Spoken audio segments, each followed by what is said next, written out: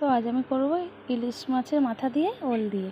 তো দেখো ইলিশ মাছের মাথা দিয়ে ওল দিয়ে করবো। তো ইলিশ মাছটা আগে ভালো করে ভাজা করে নিচ্ছি, আর সাথে কটা চিংড়ি মাছ ছিল 4-5টা, সেইগুলোও নিয়ে নিয়েছি। তো ইলিশ মাছটা ভালো করে ভাজা করে নিয়ে ছোটো ছোটো করে ভেঙে নিয়েছি। এখানে 5 ফোড়ন আর তেজপাতা ফোড়ন দিয়ে দিয়েছি। দেওয়ার পর একটু টমেটো দিয়ে দিলাম। টমেটো দেওয়ার পর একটু আদা জিরে বাটা দিলাম। দেওয়ার পর এটাকে সুন্দর করে কষাতে হবে। লবণ, হলুদ যা যা লাগে আর কি সব কিছু দিয়ে একটু ভালো করে আমি কষাবো। সুন্দর করে কষানোর পরে যখন একটু কষানো হয়ে যাবে তখন অল্প একটু জল দিয়ে দেবো। দেওয়ার পর আবার একটু কষাবো। আর ওল দিয়ে ইলিশ মাছ দিয়ে করবো। তো ওলটাই আগে থেকে সিদ্ধ করে রেখেছিলাম, তো সেই ওলটা দিয়ে ভালো করে কষাচ্ছি। ওল আর ইলিশ মাছের মাথা দিয়ে একেবারে কষালাম। আর যেটা আমি গরম জল করেছিলাম সেই গরম জলটা দিয়ে দিলাম। দিয়ে এবার ভালো করে ঢাকা দিয়ে রেখে দেবো।